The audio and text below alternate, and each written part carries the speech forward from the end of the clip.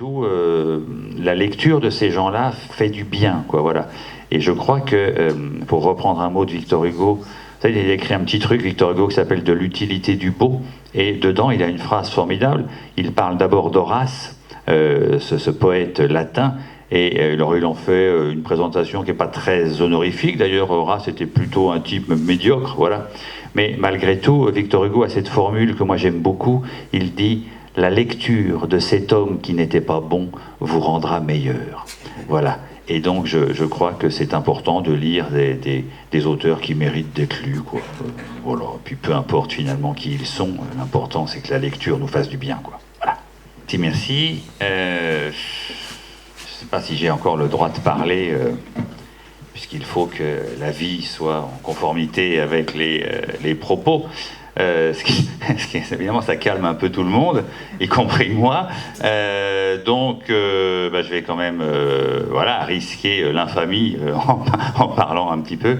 Même si, en même temps, c'est un précepte très philosophique. Hein. Vis ta pensée et pense ce que tu vis. Cette adéquation entre la vie et la pensée est quand même une jolie définition de la sagesse, qui n'est pas seulement chrétienne, mais aussi philosophique.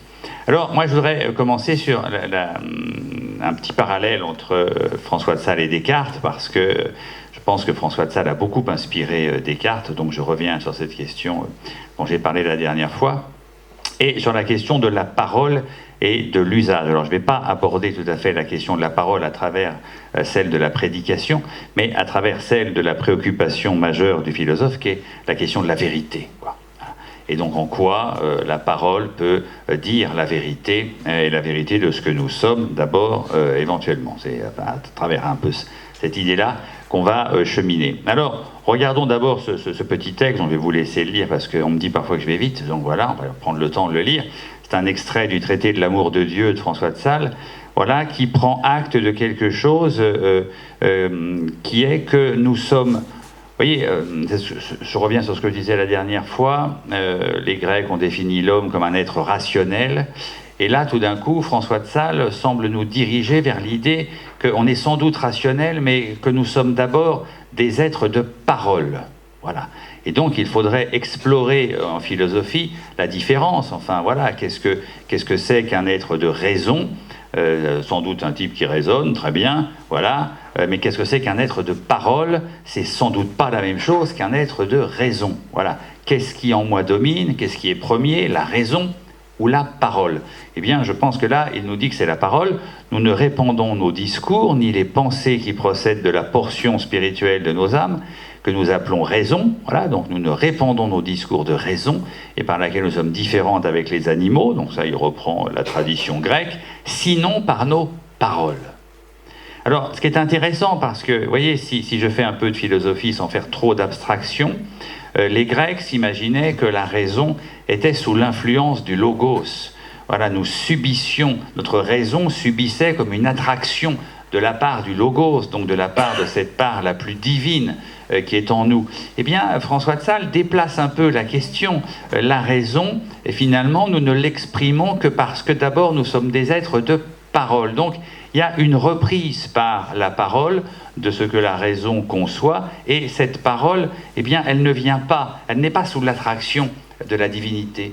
Cette parole, c'est vraiment l'expression de ce que nous sommes en réalité. Donc, c'est comme, si vous voulez, une espèce de sécularisation de la raison qui se met en place. Et c'est d'ailleurs pour ça que François de Sales met la volonté au-dessus de la raison, parce qu'en fait, la raison n'est plus simplement ce qui nous relie directement au Dieu par une attraction intrinsèque. Non, non, nous avons à reprendre par la parole, donc par une vision très personnelle des choses, ce que nous allons penser, ce que la raison va nous dire. Et ça, je crois que c'est vraiment intéressant, parce que ça pose du coup la question de la vérité du côté de la parole, et plus seulement du côté de la raison. Voilà. Donc, nous avons une parole parce que nous avons le moyen de la bouche. Si que verser son âme et répandre son cœur n'est autre chose que parler, verser devant Dieu vos cœurs, dit le psalmiste, c'est-à-dire exprimer et prononcer les affections de votre cœur par parole. En d'autres termes, la question de la parole, c'est la question de l'expression de soi, la question de l'expression de son cœur. Et c'est seulement parce que nous avons cette capacité, par la parole, à exprimer ce qu'il y a dans notre cœur, et donc, en d'autres termes, peut-être ce que nous pouvons aimer, qu'en réalité, nous pouvons expliciter ce que notre raison va pouvoir dire. Alors, ce qui est intéressant, c'est de voir ce que dit Descartes, lui. Descartes, qui est aussi l'un des philosophes qui va contrarier toute la tradition grecque et non plus définir d'abord l'homme par la raison, mais aussi l'homme par la parole. Voilà ce qu'il nous dit. Enfin, il n'y a aucune de nos actions extérieures qui puisse assurer ceux qui les examinent que notre corps n'est pas seulement une machine qui se remue de soi-même. Voyez, on a souvent soupçonné Descartes d'avoir inventé l'idée d'un corps-machine. Mais non, ce n'est pas nécessairement ce qu'il pense. Hein. Voilà. Donc, il y a quelque chose qui assure, voilà, mais qu'il y a aussi en lui une âme qui a des pensées, excepté les paroles. Autre signe fait à propos des sujets qui se présentent sans se rapporter à aucune passion. Donc le propre de l'homme, ce qui va distinguer l'homme de l'animal, c'est évidemment qu'il parle. Et que par cette parole, il exprime en réalité tout un fond affectif, tout un fond sentimental, tout un fond d'émotion, tout ce qu'il peut ressentir ou éprouver devant l'expérience du monde. Et c'est à travers cette parole qu'en réalité, cette capacité d'exprimer le fond de notre cœur, qu'en réalité, nous nous humanisons. Vous voyez, donc la raison se trouve aussi un peu dévalorisée, même si Descartes passe pour être pour un rationaliste, ce qu'il est par ailleurs, mais il n'oublie pas que derrière ou devant cette raison, ou en amont de cette raison, il y a un « je pense » qui doit reprendre ce que cette raison réfléchit. Et je vous signale que Descartes, qui définit la vérité comme certitude que nous éprouvons dans l'évidence, voilà, c'est pas la raison qui fait une démonstration toute seule, qui apporte la preuve de quoi que ce soit. C'est la certitude que j'éprouve, moi, en tant que sujet qui pense. Et la certitude, c'est bien un sentiment que j'éprouve en moi-même devant un raisonnement, aussi beau soit-il. Si je doute, si je ne suis pas convaincu par quelque chose, le dépôt de la vérité n'est plus dans la raison ou dans l'attraction que la raison subit de la part du logos, elle est vraiment dans l'expérience d'un sujet qui parle, qui éprouve des choses et qui peut exprimer ce qu'il éprouve devant quelque chose et devant un raisonnement, même s'il est parfait, je ne suis pas dispensé d'avoir à dire ce que j'en pense, en d'autres termes. Voilà, et donc ça, je pense que c'est quelque chose qui est absolument fondamental. Alors évidemment, qu'est-ce qui change en passant d'un homme défini comme un animal rationnel à un homme défini comme être de parole? Alors j'en ai un peu parlé, mais on va explorer un peu. Avec la raison, on distingue le vrai du faux, c'est déjà pas mal, hein, malgré tout, il ne faut pas s'en dispenser, sinon nous serions évidemment livrés à toutes les forces du mensonge et de l'illusion, donc c'est bien de pouvoir distinguer le vrai du faux. On développe du coup par là même une connaissance. Voilà, une fois que j'ai repéré ce qui était vrai, je peux le savoir et je peux du coup le transmettre. Et si je le transmets, je peux aussi constituer avec les autres un savoir commun dont on peut bien se dire qu'il nous permet de participer au logos, pourquoi pas. Voilà, ça c'est le travail de la raison. Le travail de la raison qui génère toujours derrière lui un travail collectif, voilà. Comme on dit aujourd'hui, c'est qu'est-ce que la vérité scientifique? On ne sait pas trop, c'est ce sur quoi la communauté des savants tombe d'accord. Voilà, il y a toujours quelque chose de collectif dans la raison, au sens où ma raison, ça n'existe pas, votre raison, ça n'existe pas, il y a la raison. Et nous sommes capables, en faisant abstraction précisément, c'est ça la question même de l'objectivité de la raison, nous sommes capables de tenir des propos rationnels et objectifs dans l'exacte mesure où nous arrivons à mettre entre parenthèses notre vie subjective précisément. L'objectivité scientifique, ça consiste à essayer de sortir d'une vision subjective des choses pour en arriver à une vision objective. Donc ça veut dire qu'il faut au contraire que je mette entre parenthèses tout ce que je peux éprouver, ressentir. Justement, c'est pas tout à fait ça que nous invite à faire Descartes en nous précisant qu'il n'y a de vérité que dans la certitude d'un sujet qui n'éprouve en lui-même aucune raison de douter de ce qui est dit. C'est quand même pas mal ça. Quelqu'un dit quelque chose, est-ce que j'éprouve en moi-même, quand bien même ça aurait l'air très cohérent, est-ce que j'éprouve en moi-même un doute? Est-ce que j'éprouve en moi-même une suspicion? Est-ce que je me dis que c'est pas possible? Est-ce que je me dis que c'est pas crédible, que c'est pas croyable, voilà. Et finalement, le seul guide, c'est ma vie intérieure, quoi. C'est pas autre chose. Voilà. Donc ça, c'est aussi intéressant. Donc, avec la parole, le sujet, en fait, dit ce qu'il pense. Voilà, il exprime ses sentiments. Bon. Alors ces sentiments qui sont d'ailleurs des sentiments aussi par rapport à la vérité, hein. Ce que vous dites, monsieur, n'a pas de sens, ce que vous dites m'agace, ça ne correspond pas, voilà. On peut dire un tas de choses, ça reste des sentiments. Il prie aussi. La raison prie pas, hein. C'est le sujet qui prie. C'est intéressant ça aussi. Il demande, il rend grâce, il appelle, il répond, il prend la parole ou la donne, il ordonne et pardonne, il se manifeste ou entretient son secret, il promet, bref, il vit sa liberté. Oui, on fait tout autre chose avec la parole qu'avec la raison, en fait. Et donc, c'est pas du tout la même chose de dire « je suis d'abord une raison » et de dire « je suis d'abord une parole ». Vous voyez, quand je me définis comme une raison, je me reporte au haut du tableau, enfin de l'image, et je dis voilà, qu'est-ce que je dois faire dans la vie? Je dois chercher le distinguer le vrai du faux, essayer d'en convaincre mes contemporains, voilà, constituer un savoir commun avec eux, le transmettre, voilà. C'est nécessairement vers cela que je vais. Donc je vais vers un monde scientifique en réalité. Je vais vers un monde d'experts. C'est d'ailleurs notre monde. Notre monde est rationnel. Notre monde ne part pas du principe que l'homme est d'abord parole. Il continue à vivre dans la mouvance des Grecs qui pensent que l'homme est d'abord raison. Voilà. Mais si je définis l'homme par la parole, je vais déplacer un peu le curseur et je vais dire que la chose la plus importante finalement, c'est pas tant ce que je fais avec ma raison que ce que je fais avec ma parole. Voilà, c'est-à-dire l'expression de mes sentiments. Et là, peut-être que du coup, avant la science, je vais dire que la chose la plus essentielle et la plus importante, ce serait peut-être l'art, la littérature, la peinture, la musique, enfin, toutes ces choses qui permettent l'expression d'un sentiment, et plutôt que celles qui me permettent simplement de distinguer le vrai du faux, ce qui est quand même, somme toute, assez froid, quoi. Voilà, le monde de l'objectivité n'est pas un monde très chaleureux. Enfin voilà, si on avait à le cataloguer, on dirait qu'il est plutôt froid, alors que le monde de l'expression de soi est plutôt chaud. Voilà. Alors, évidemment, la raison donc inscrit l'homme dans la nécessité de la vérité de la raison, et la parole l'inscrit dans la liberté. Voilà peut-être pourquoi notre monde n'aime pas tant la parole, parce qu'il n'aime peut-être pas tant la liberté que ça, quoi. Voilà. Donc, maintenant, on va rentrer dans un problème philosophique majeur, qui est que, évidemment, si le sujet qui s'exprime est confronté à s'il trouve son sens dans l'expression, il est immédiatement confronté à une difficulté. C'est le caractère commun de la langue. Pour que nous nous comprenions, il faut que nous employions les mêmes mots. Et du coup, ça pose un problème philosophique majeur, terrible. C'est comment puis-je exprimer quelque chose de personnel, ce que je pense, avec des mots qui sont communs, c'est-à-dire avec les mêmes que tout le monde. Ça devient très compliqué d'exprimer quelque chose de personnel avec quelque chose de commun.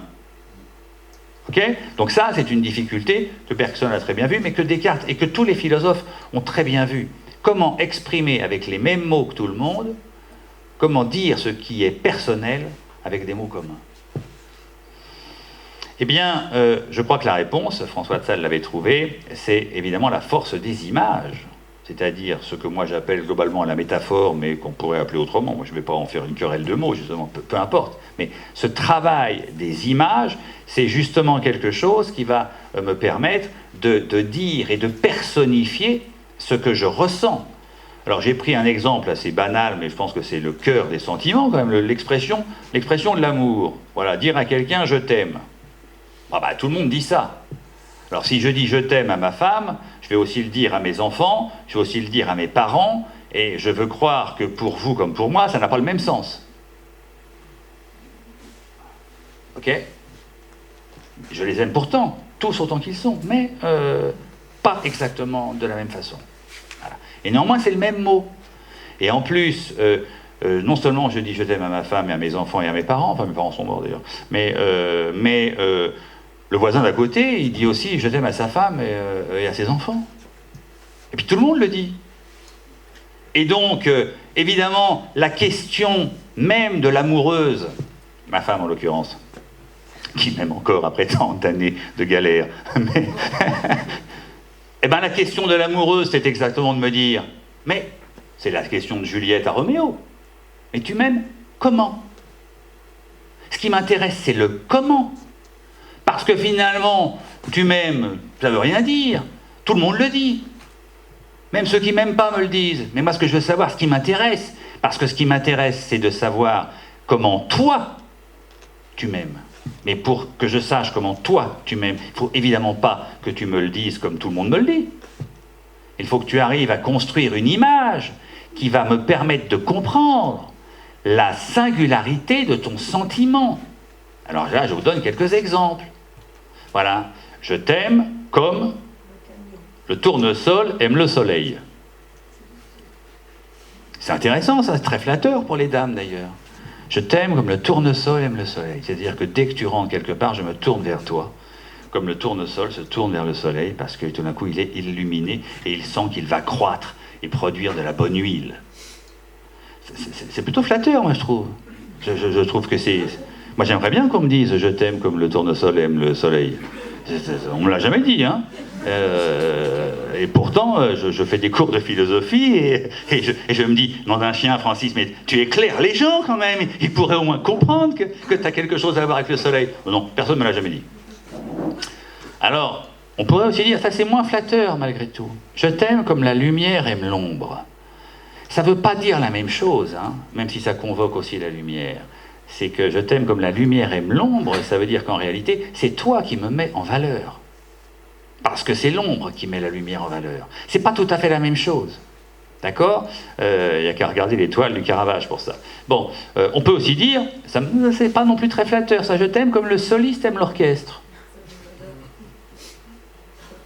Voilà.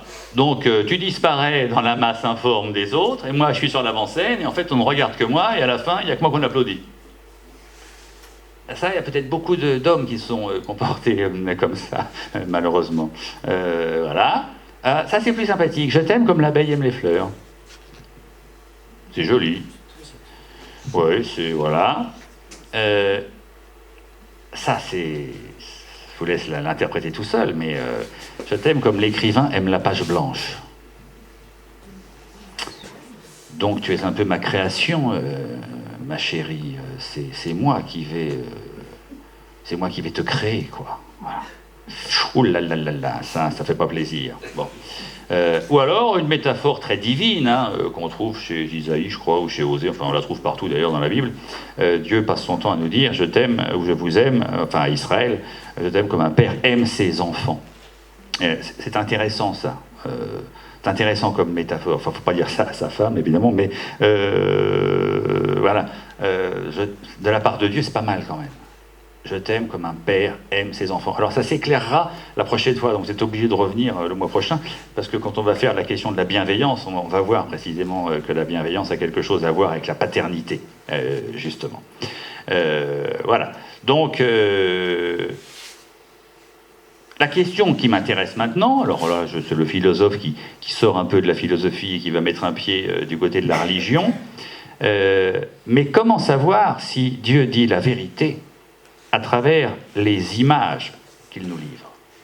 Parce que c'est pas le tout de dire à quelqu'un « je t'aime » comme un père aime ses enfants ou comme le tournesol aime le soleil, parce qu'on peut toujours dire ça. Mais les séducteurs aussi savent dire de belles choses, savent séduire par de belles images.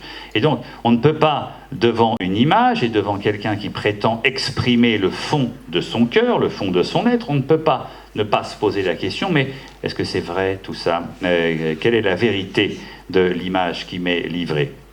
Donc, les modes de révélation du sujet nous posent immédiatement question. Qu'est-ce qu'une parole vraie ? Alors là, c'est une question gravissime et très lourde. Qu'est-ce qu'une parole vraie ?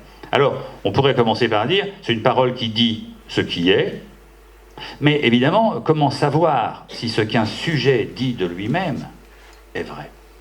Vous voyez, il y a deux registres. Il y a deux registres de la vérité. Il y a la vérité qui concerne les objets, et puis il y a la vérité qui concerne les sujets. Voilà. Et c'est pas tout à fait la même chose. Et quand un sujet dit quelque chose ou prétend dire une vérité sur lui-même, eh bien, nous ne sommes pas non plus des naïfs ou des lapins de la dernière semaine. Donc, on comprend tout de suite qu'il y a quand même un risque. Le risque étant toujours là, celui du Tartuffe, qui prétend être quelque chose qu'il n'est pas, justement, ou celui du Don Juan, qui fait à peu près la même chose. Et donc, la question qui se pose, c'est comment savoir si Dieu est un Tartuffe ou un Don Juan, ou pas. Alors bien, c'est pas une question provocatrice, c'est une question véritable, quoi. Je suis un lecteur de la Bible, je parle, je fais une prédication, enfin c'est pas mon rôle à moi, mais en tous les cas voilà, je parle par exemple parfois dans mes cours ou dans mes conférences, je parle de Dieu, je parle de la Bible, je cite l'Évangile. Voilà, ce qu'on attend d'un philosophe quand même, c'est qu'il ait quelques rapports avec la vérité. Voilà, donc je peux pas éluder la question. Comment puis-je savoir que Dieu dit la vérité quand il dit quelque chose, quoi? Il ne suffit pas de le dire, en d'autres termes, sinon c'est trop simple. Voilà. Eh bien, là, les philosophes ont une réponse, évidemment, qui est intéressante, mais on va d'abord regarder ce que c'est que dire la vérité d'un objet, avant de voir ce qu'est la vérité d'un sujet. La vérité d'un objet, c'est simple, c'est de dire, bon voilà, je pose la télécommande sur la table, vous me demandez, tiens, où est la télécommande? Je vous dis, elle est sur la table, et en réalité, cette parole est vraie, si, allant sur la table, vous la trouvez, vous pouvez la ramener. Voilà. Donc les philosophes, ils ont beaucoup réfléchi à cette question-là. Qu'est-ce que c'est que la vérité d'un objet? Bon, c'est quand finalement ça préside à l'action, et quand les indications que nous donnons à quelqu'un, eh bien, s'avèrent vraies et permettent à quelqu'un de réaliser quelque chose. On ne va pas s'éterniser là-dessus, c'est pas très intéressant en réalité. Ce qui est beaucoup plus intéressant, c'est dire la vérité d'un sujet. Je parle, je dis à qui que ce soit que je l'aime comme n'importe quoi, voilà, je choisis ma métaphore et je prétends que la métaphore que je choisis va dire la vérité de mon amour, ou va exprimer en vérité le sentiment que j'éprouve. Comment l'autre peut-il savoir que je dis la vérité et qu'il n'a pas affaire à un séducteur ou à un Don Juan ou à un Tartuffe? C'est quand même une question essentielle, ça. Vous voyez, si Donna Elvire, dans Don Juan, s'était posé cette question, elle n'aurait peut-être pas succombé à la séduction de Don Juan. Elle aurait peut-être entendu quelque chose qui n'allait pas. Voilà. Mais donc la question est une question véritable. Eh bien, en fait, là, il n'y a qu'une réponse. Et ce qui est très fascinant, je trouve, dans l'histoire de la philosophie, enfin, et de la révélation d'ailleurs, moi j'en arrive à ce point, c'est que la réponse des philosophes rejoint la réponse de la Bible. La réponse du philosophe le plus athée que vous pourriez trouver, c'est-à-dire Nietzsche, va être exactement celle-ci. La vérité d'un sujet, c'est la promesse qu'il est capable de faire. C'est-à-dire que ce qui dévoile la vérité d'un sujet, c'est quand le sujet fait précisément ce qu'il a dit qu'il ferait. C'est-à-dire la promesse. Et c'est exactement comme ça que Dieu se révèle. Dieu se révèle comme promesse. Il annonce un salut, et puis il le fait. Il le réalise, il l'accomplit. C'est-à-dire que la révélation est dans son cœur même. Un couple annonce accomplissement.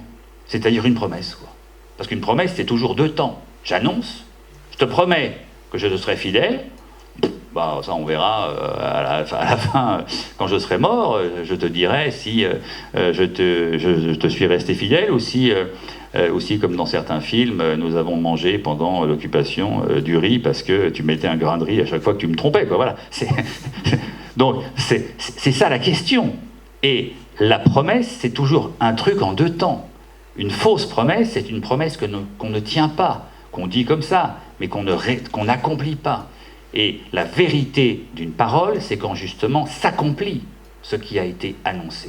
Donc si je dis à ma femme que je l'aime comme le tournesol aime le soleil, bah, si je ne veux pas être dans une parole de séduction, il faut que de fait, tous les jours de ma vie et jusqu'à ma mort, elle soit pour moi un soleil. Et si jamais un jour je dérive et je lui dis je t'aime comme le soliste aime l'orchestre, alors là, elle me dira tu n'es donc pas fidèle à ta parole. Et donc, vous voyez, c'est la vérité même d'un sujet, c'est la promesse qui le révèle. Donc, la promesse est en réalité la preuve irréfutable, alors qui n'est pas une preuve scientifique, mais qui est néanmoins une preuve, la preuve qui s'ouvre à l'être de parole et seulement à lui. Parce qu'on ne peut pas rentrer dans la preuve de la promesse si on ne parle pas. Parce qu'il faut parler, il faut être capable de promettre quelque chose pour rentrer dans la vérité de la promesse, justement. Donc les animaux n'ont pas accès à la promesse. Les animaux ne peuvent pas entrer dans ce mode de révélation du sujet. C'est vraiment cela qui révèle l'être et la vérité du sujet. Voilà pourquoi, en petit mot de conclusion, on peut dire soumettre les images qui révèlent le sujet au feu de la promesse qui statuent sur leur vérité, il n'y a pas d'autre solution pour savoir si ce qu'on nous dit est vrai. Or, ce qui est intéressant, me semble-t-il, c'est que précisément la révélation biblique, et c'est ça qui interpelle le philosophe, c'est que la révélation biblique fonctionne exactement sur ce couple-là. J'annonce ce que je dis, ce que je vais faire, et je le fais. Et je le fais quoi qu'il en coûte, c'est-à-dire que je ne reviens pas sur une parole donnée, quoi. Et c'est ça, finalement, la vérité de la parole. Et donc, être de parole, c'est de fait être capable d'entrer, c'est-à-dire de créer soi-même les images avec lesquelles nous allons pouvoir dire ce que nous sommes et les soumettre, évidemment, au feu de la promesse qui va statuer sur leur vérité, quoi. Voilà. Voilà donc ce qui conclut ce petit propos. J'espère que vous êtes tous là en train de faire un examen de conscience et de vous dire mince, est-ce que je suis pas passé à côté de la question? Mais donc, justement, on voulait finir, avant de vous laisser poser quelques questions, ou peut-être après, j'en sais rien, mais par un petit exercice, c'est-à-dire un petit exercice d'image, quoi.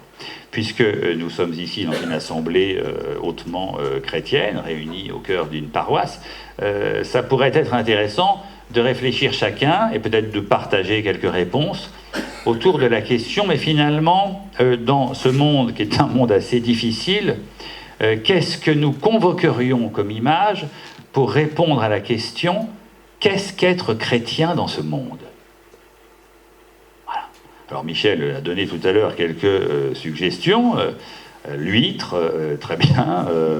Voilà. Je ne suis pas certain que ce soit la réponse que j'aurais immédiatement trouvée.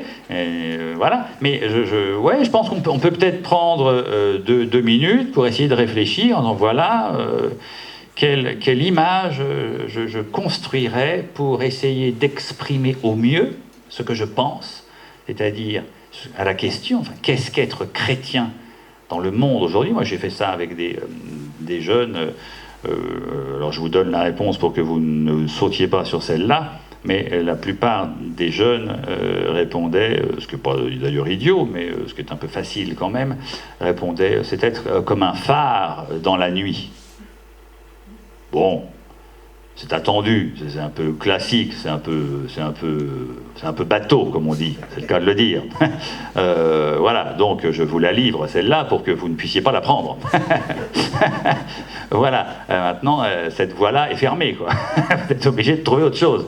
Voilà, mais ouais, je pense que c'est intéressant, vous voyez, ce travail de l'image. Faut pas seulement, devant des petites interventions comme ça, se dire « ouais, c'est bien pensé, c'est pas mal, c'est intéressant ». Non, non. Je pense qu'il faut justement entrer dans l'exercice spirituel qui est de se dire « ok, ma vérité de sujet, enfin ce que je suis, je vais pouvoir le dire seulement en construisant des images ». Eh bien, je vais me rendre compte à quel point, d'ailleurs, c'est compliqué de construire parfois une image ou une métaphore. Enfin, il y a des rois de la métaphore dans la littérature. Hein. Bernanos est un génie de la métaphore, mais Nietzsche aussi. Enfin, voilà, tous ces grands écrivains, finalement, sont grands parce qu'ils ont trouvé une force dans leurs images qui, évidemment, nous parle, quoi. Alors, on n'est pas obligé d'être un écrivain non plus, hein, voilà. Mais est-ce qu'on peut, voilà, juste prendre 2 minutes et réfléchir, et puis après se faire un petit tour de table pour savoir ce que les uns et les autres ont pensé. C'est toujours intéressant parce que malgré tout, ça peut donner un tas d'idées, un tas de gens. Vous voyez, on peut se dire, tiens, non, pour moi être chrétien, c'est ça. Puis d'un coup, on va entendre quelqu'un qui va en apporter une autre explication, et on va dire, ah, oui, ça c'est bien aussi, quoi. Vous voyez, c'est comme ça finalement que se construit la communion des saints, je crois. Non? Alors prenons 2 minutes, et puis après, on fait circuler le micro.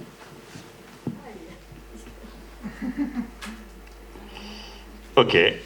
Bon, bravo de cette participation active qui nourrit quand même, vous voyez, ça nourrit quand même. Voilà, donc est-ce qu'il y a des questions sinon?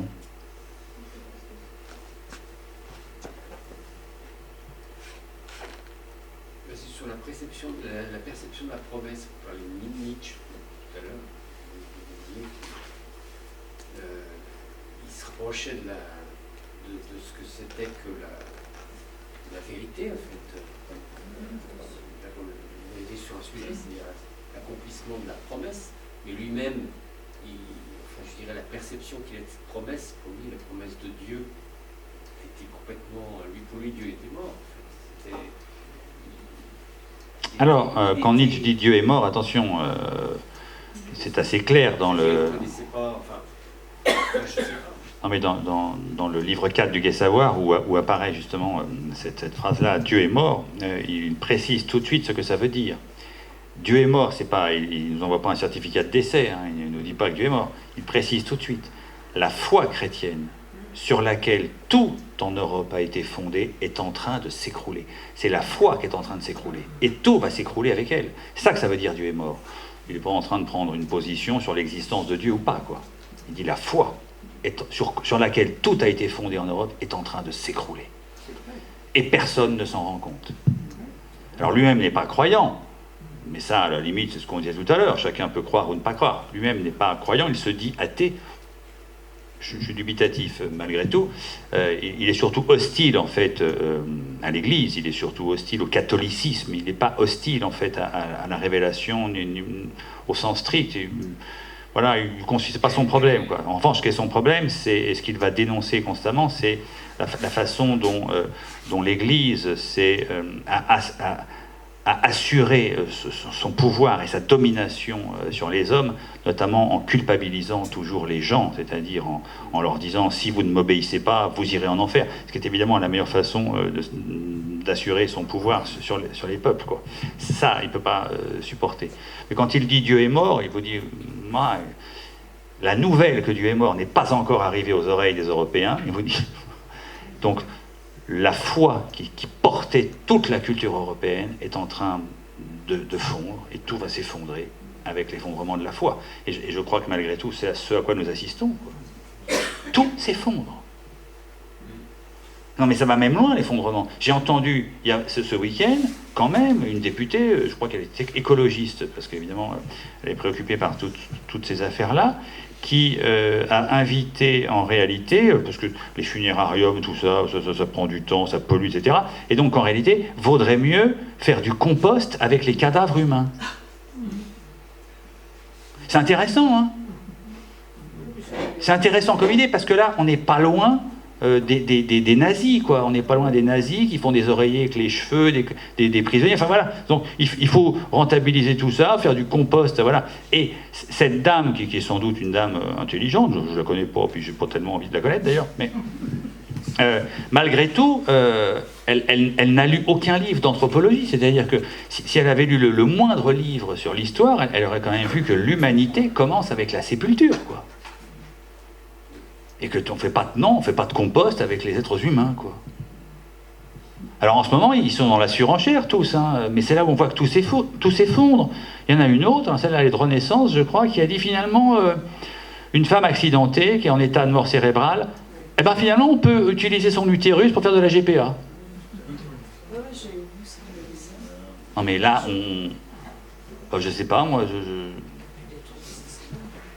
Là, on prend peur, non. Là, on assiste en fait à l'effondrement de tous les repères, de tout ce qui a fait l'humanité. Et même pas chrétiennement, parce que c'est pas les chrétiens qui inventent la sépulture. Hein. Ça, c'est pas vrai. Hein. Donc, mais l'humanité, enfin, les hommes de tout temps et de toutes les cultures et de toutes les latitudes ont toujours considéré qu'il fallait pas laisser un corps d'un être humain mangé par les vautours. Enfin, il fallait le rendre à la terre, enfin, et préparer donc une vie immortelle éventuellement. Voilà. Et là, tout d'un coup, voilà, on va faire du compost. Alors, en même temps, c'est peut-être pour ça que la mairie d'Annecy a lancé, le Grand Annecy a lancé son truc de tri sélectif maintenant pour.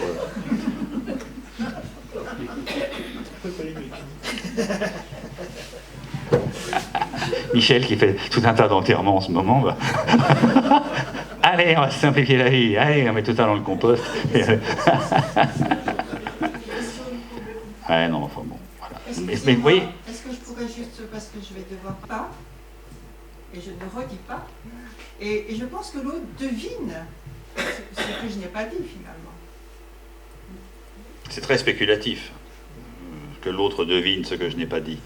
Moi, je pense que c'est très souvent. Comme on dit souvent, ce qui va sans dire va souvent mieux en le disant. Mais oui, alors moi je pense que la question de la promesse est fondamentale, parce que la promesse est une parole. C'est-à-dire qu'à un moment donné, une chose est de faire ce qu'on a envie de faire, une autre de faire ce qu'on s'est engagé à faire.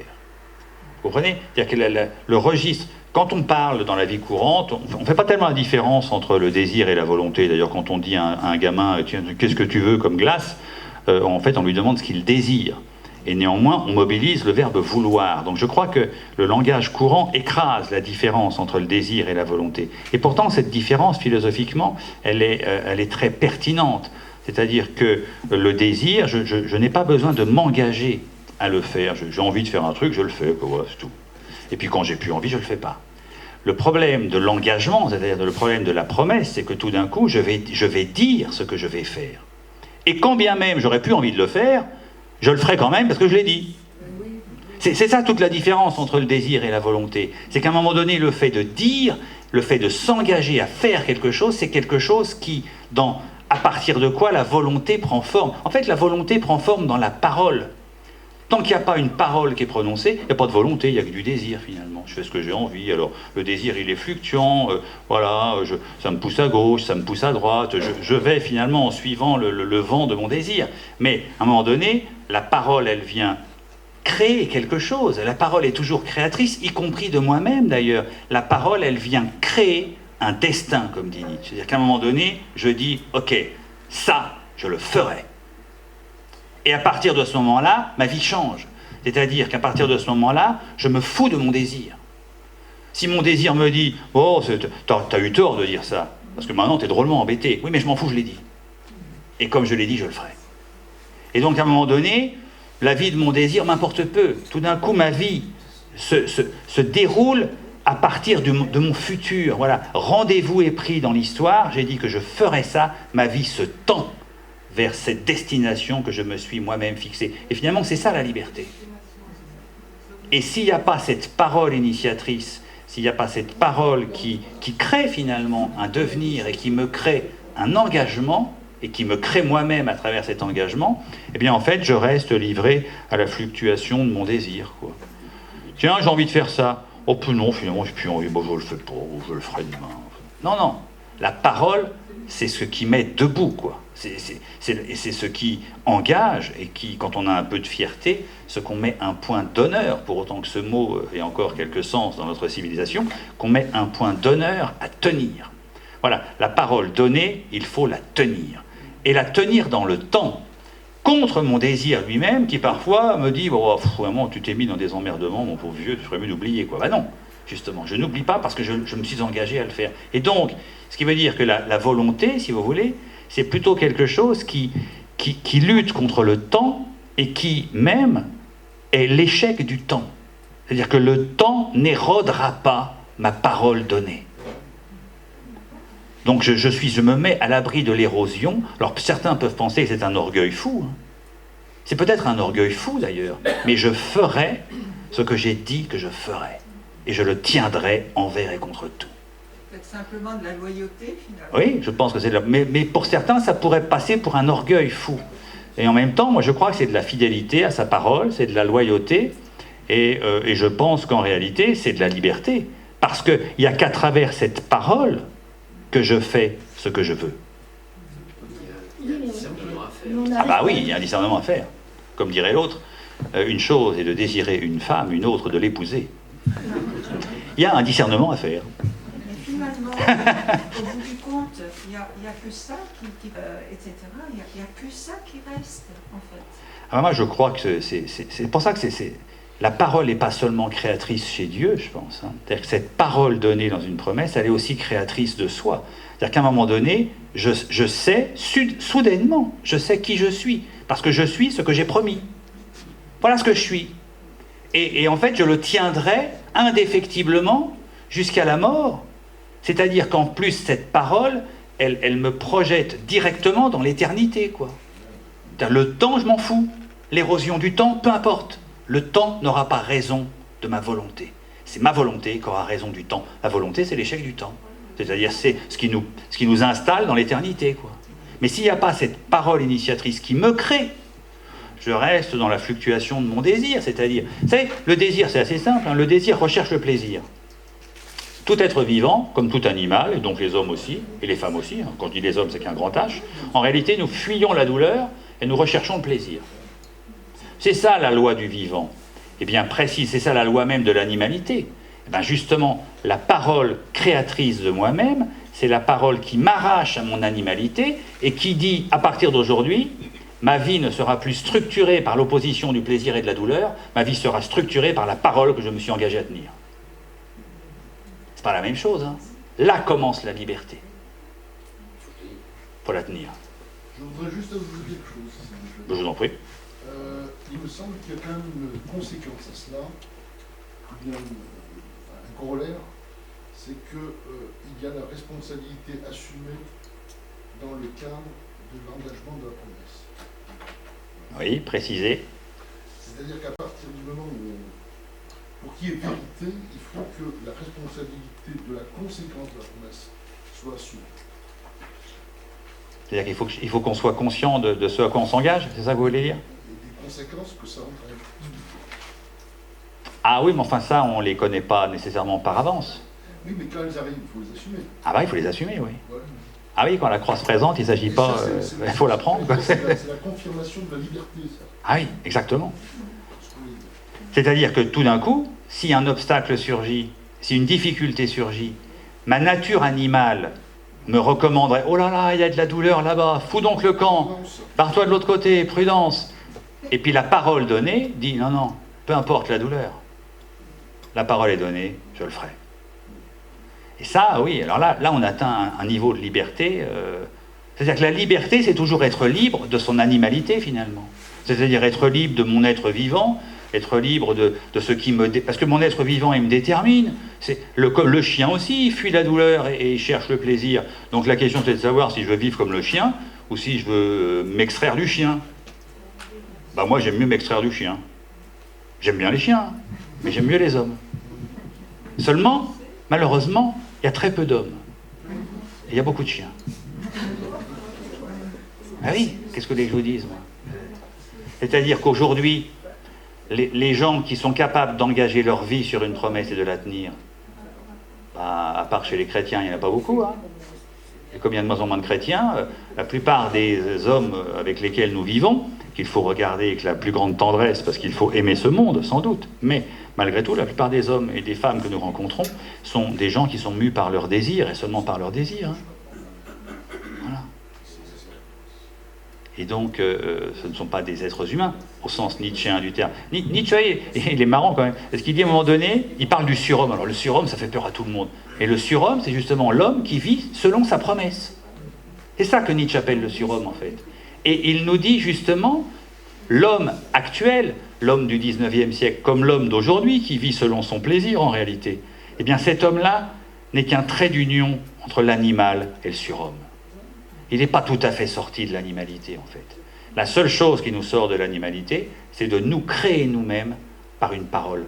Alors évidemment, c'est une parole professionnelle, c'est le serment du médecin, c'est le serment d'Hippocrate, c'est une parole conjugale, c'est je te serai fidèle toute ma vie, voilà, et même s'il y a demain 10 000 filles formidables qui passent, t'inquiète pas, j'ai donné ma parole, je la tiendrai. D'un coup, là, on a l'impression d'atteindre, pour la plupart des gens d'aujourd'hui, on parlait de Jeanne d'Arc tout à l'heure, mais voilà, c'est ça, quoi. À un moment donné, on tient ce qu'on a dit, même si le bûcher se présente. Alors, moi, je ne suis pas Jeanne d'Arc, hein, j'aime beaucoup Jeanne d'Arc, mais je peux comprendre qu'à un moment donné, quand la mort se présente, beaucoup des êtres humains commencent à se dire « Bon, est-ce que ma promesse était bien raisonnable ?» Ça, évidemment, mais je pense qu'à un moment donné, la grâce de Dieu arrive au bon moment pour nous aider à tenir et à ne pas...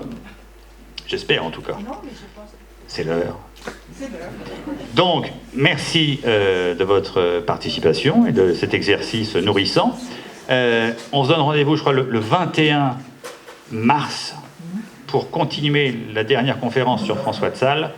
Et donc toujours le parallèle avec Descartes aussi, puisqu'il se trouve que Descartes, comme François de Sales, va identifier la bienveillance comme sans doute la première des vertus et la première des qualités. Donc on va continuer ce parallèle et explorer un peu la bienveillance. Et donc, et après, nous arrêterons ce petit cycle de 3 conférences sur François de Sales. Voilà, merci à vous et merci à Michel.